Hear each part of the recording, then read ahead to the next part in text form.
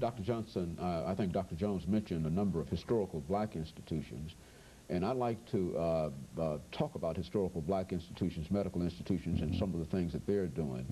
Why don't you give us some information in reference to Meharry and the service that it is rendering, not only throughout the state of Tennessee, but elsewhere, dealing with some of the problems that we've already addressed here. Well, you probably know that Meharry has been responsible for graduating at least 40% of the practicing black physicians in this country, and perhaps almost 50% of the practicing dentists in the country. I had wanted to comment on we think of Meharry readily in terms of producing physicians and producing dentists, but not too often do we think of its newer function of graduating PhDs in the biomedical sciences. And I just want to make a comment about the relative importance of that function of Meharry. In the entire country, all of the graduate schools in the country, perhaps no more than 35 or 40 African Americans receive a PhD in the biomedical science in a given year.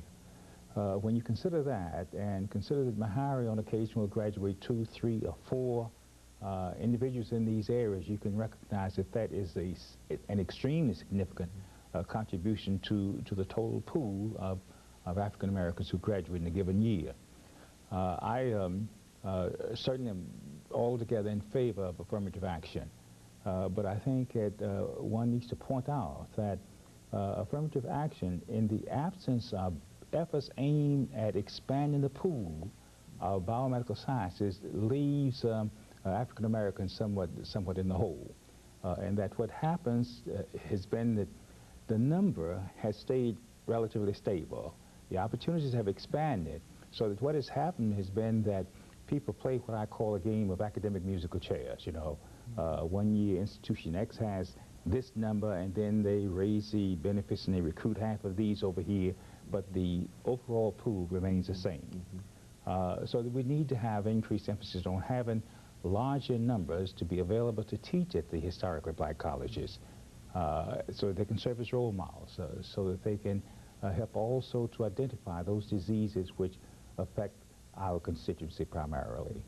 Very good. Dr. Jones, you also, I think in a newspaper article that I read quite recently, you also indicated, as Dr. Johnson indicated just a minute ago, that there has been an increase in the research at Meharry over the last several years.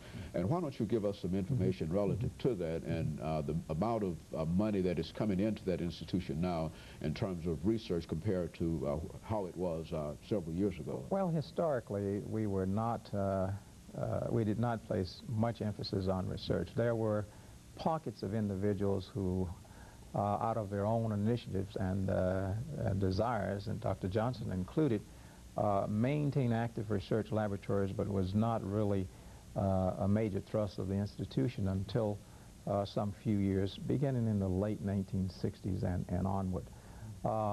Since 1982, we've moved from a position of just under $2 or $3 million in funded research to a level of $6 or $7 million now. Much of that research is focused in some areas that and on diseases that disproportionately impact on blacks. For example, we have one of the only funded sickle cell centers at black institutions, and we've had sickle cell research at Meharry for quite some time. In fact, Dr. Johnson was responsible for getting the first sickle cell grant and developing the sickle cell program there, and that has continued. We have the state contract for sickle cell screening at Meharry now as well. We have developed a unit, a neuroscience unit now, to focus on some diseases that are very common, Alzheimer's disease and other neurological defects. So we have emphasized research heavily over the last few years, and we've developed fairly rapidly in that area. Very good. Dr. Johnson, there are also some other areas that we ought to talk about, and I say that primarily because quite recently we had the director for the Metro Health Department on this show, and she talked about some of the problems that she's having dealing with public health in Nashville. And I'd like to follow that up by raising some of the same questions with you about the homeless problem. I mean, what are we doing as medical institutions to deal with the homeless problem, because quite a bit of the homelessness is somehow worked into medicine. I'm not certain that we're doing anything particular or specific with reference to the homeless in medical school. I think of the homeless problem primarily in terms of the way the community relates to the homeless. In this country, we're often sort of prisoners of words, prisoners of phrases, and we talk of the homeless and we talk of them as though it's an homologous group of people. And some people say things like, you know, people who are homeless want to be there, you know, they don't have any ambition. Homeless is probably one of the most heterogeneous groupings that we're going to find in society. And I think one has to look at the different kinds of things that make people homeless in order to come up with a comprehensive and a responsible problem to deal with the homeless.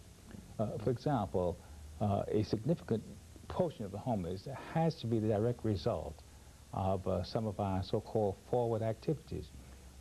With the mentally ill, back in the 60s, that we came up with a forward concept of taking mentally ill people out of the institutions and providing them with some areas for succor, like the community mental health center. We had them funded.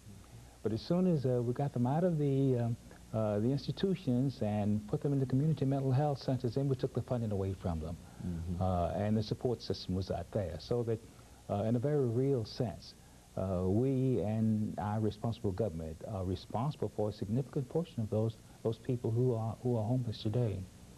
Very good. Dr. Jones, anything to add to? Well, no, I'd like to take off on a little different subject now, but it does relate to the homeless and the things that Dr. Johnson has mentioned, and that is the need for more black physicians, physicians who are going to practice in the black community. That is a national need and is a problem which we are attempting to address by recruiting individuals who are more apt to return to their home environments to deliver care. That Meharry has done historically and continues to do, and it's something that addresses an increasing need.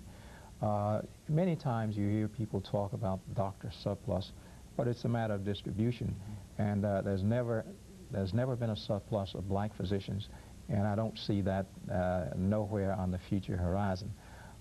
There is a serious need for more black physicians, and for those who are going to practice in areas of need where the underserved exist and are not receiving adequate services.